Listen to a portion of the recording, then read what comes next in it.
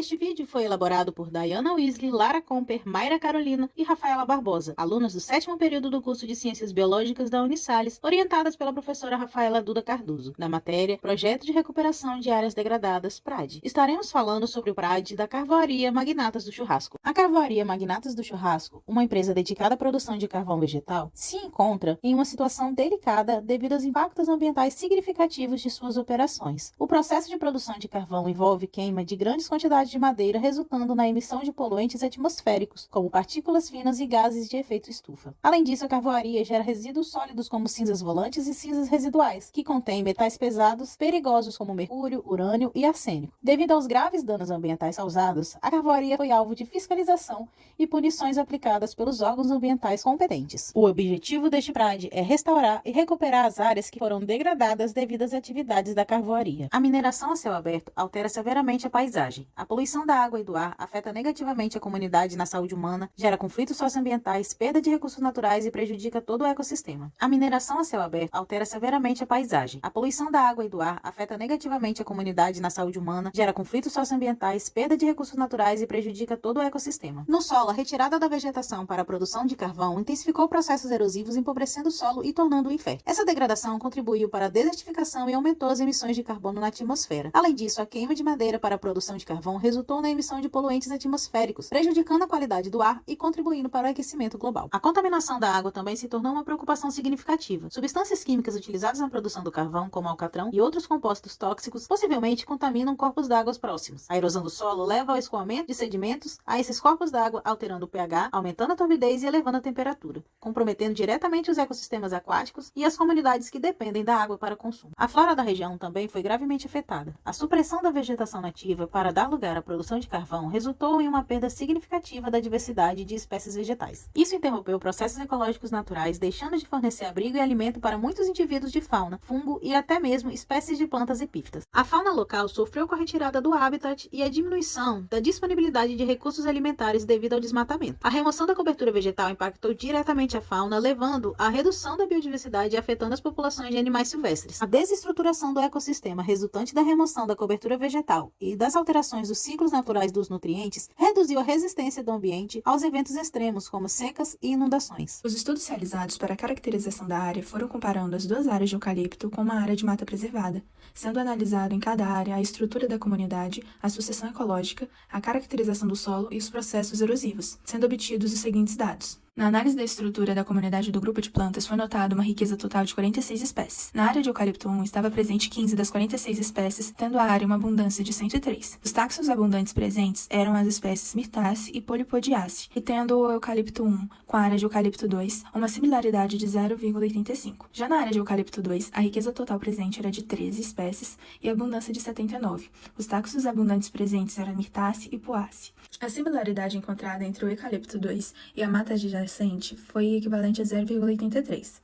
Já na mata adjacente, a riqueza total presente foi de 18 espécies, a abundância de 421 e os taxons abundantes presentes eram as espécies Anacardiaceae, Araucariaceae, Aspleniaceae, Bignoniaceae, Bromeliaceae, Fabaceae, Lauraceae, Liliaceae, Orquidaceae e Poaceae. E a similaridade encontrada entre esta área com a eucalipto 1 foi de 0,90. Já em relação à fauna presente, foi notada uma riqueza total de 40 espécies. No eucalipto 1, a riqueza total foi de 10, a abundância de 75 e os taxons abundantes presentes foram as espécies Dermaptera, Hemiptera, Lepidoptera, Orthoptera e Trichoptera. E a similaridade do eucalipto 1 com a área de eucalipto 2 foi de 0,69.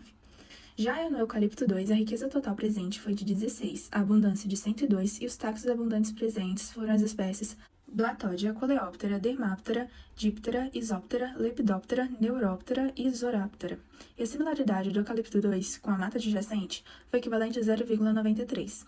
Já na área de mata adjacente, a riqueza total presente foi de 14, a abundância de 244 e o taxon abundante presente foram as espécies Isoptera, Lepidoptera, Neuroptera, Odonata, Siphonaptera, Trichoptera e Zoraptera. E a similaridade da mata adjacente com o eucalipto 1 foi de 0,58. As sucessões ecológicas representam o conjunto de mudanças ordenadas pelas quais uma determinada comunidade biológica passa, detendo ao estado de clímax. Uma característica de grande importância, visando ao estabelecimento das sucessões, é a condição abiótica. Água, solo tornando o ar favorável dos ambientes. Daí nos perguntamos, quais fatores ambientais podem limitar a sucessão? Os principais fatores são a alteração do solo, como compactação e perda de nutrientes, além da alteração do pH, competição com eucaliptos que liberam compostos alelopáticos que impedem o crescimento de plantas ao entorno, além de causar sombreamento, que também é um fator importante. A indisponibilidade de água devido à alta evapotranspiração dos eucaliptos e a erosão, que reduzem a disponibilidade de água. A monocultura de eucaliptos e a fragmentação do habitat limitam a biodiversidade. Poluição do ar e emissão de poluentes pela carvoaria afeta a qualidade do ar e a saúde das plantas,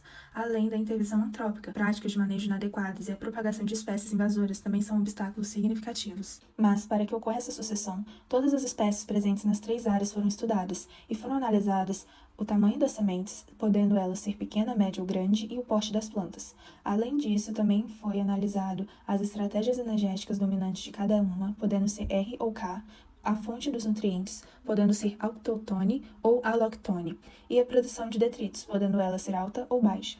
Para a caracterização do solo, foi feito um gráfico com alguns componentes presentes no solo, sendo ele o pedregulho, a areia, a silt, a argila e a matéria orgânica, e foram coletados 2 amostras em cada área de uma profundidade de 0 metros a 3 metros de profundidade. O eucalipto 1 possui uma permeabilidade do solo baixa, possuindo camadas mais superficiais e um horizonte formado por partes bastante degradadas da rocha-mãe. Além disso, o pH dele é um pH ácido, sendo de 5,9. Já no eucalipto 2, a permeabilidade do solo é média, possuindo também camadas superficiais e um horizonte formado por partes bastante desagregadas da rocha-mãe. Além disso, seu pH é um pH ácido de 6,2.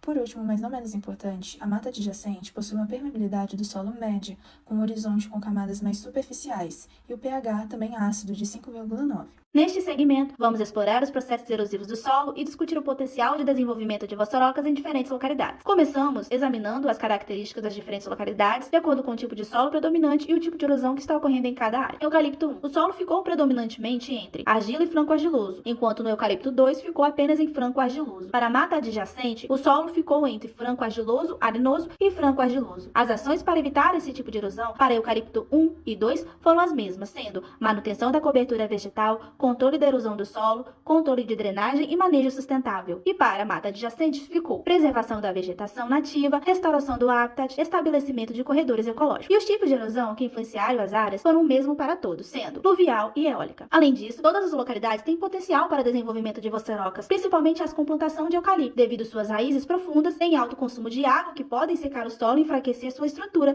aumentando a suscetibilidade à erosão, além de outros agravantes resultantes desse tipo de impacto. E na mata adjacente, os efeitos são indiretos, devido à proximidade à carvoaria e à plantação de eucalipto, favorecendo a erosão, além do desmatamento e fragmentação do habitat. E quais são as espécies indicadas para a recuperação dessas áreas? Ao analisar as áreas, as espécies escolhidas foram de acordo com as indicadas para a recuperação de erosão do tipo vassourocas, em que as espécies devem apresentar crescimento rápido, possuir sistema radicular abundante, serem rústicas e proporcionar uma boa cobertura do solo. Seguindo essas especificações, as espécies escolhidas para cada localidade foram eucalipto 1, Anacardium occidentale, o cajá, da família Anacardiaceae; eucalipto 2, Astronium concinus Scott, o palmito doce, da família Aracaceae; e para a mata adjacente, escolhemos Schinus teribifolius, Rad, a aroeira, da família Anacardiaceae, e todas as espécies apresentaram tipo de planta tardia, sistema radicular abundante e os aspectos reprodutivos foram por semente, sendo recomendadas quando a área já apresenta erosão de nível agravado por vassourocas. As técnicas essenciais para restaurar a área degradada. Aceiros serão cruciais para prevenir incêndios, enquanto a cobertura do solo protege contra a erosão. A biorremediação descontaminar áreas poluídas no caso de um prédio pode ser aplicada para remover contaminantes do solo e água, garantindo que o local seja seguro para o crescimento das plantas. E o escalonamento de taludes estabiliza a encosta e previne a erosão. Sistemas de drenagem mantêm o equilíbrio hídrico e o plantio de gramíneas ajuda na estabilização do solo. O isolamento protege de interferências e a transposição do solo cria as condições favoráveis. E o plantio de mudas seleciona quais espécies serão utilizadas para a recuperação do estabelecimento para iniciar a vegetação. O planejamento é fundamental para restaurar a saúde e biodiversidade da área degradada. Com a implementação dessas técnicas, a criação de aceiros para a prevenção de incêndios até o plantio cuidadoso de mudas para regenerar a vegetação, podemos promover a recuperação eficaz do ambiente. No entanto, é importante destacar que o desenvolvimento dessas técnicas pode demandar tempo, muitas vezes meses ou até anos, para que a área se torne plenamente saudável novamente.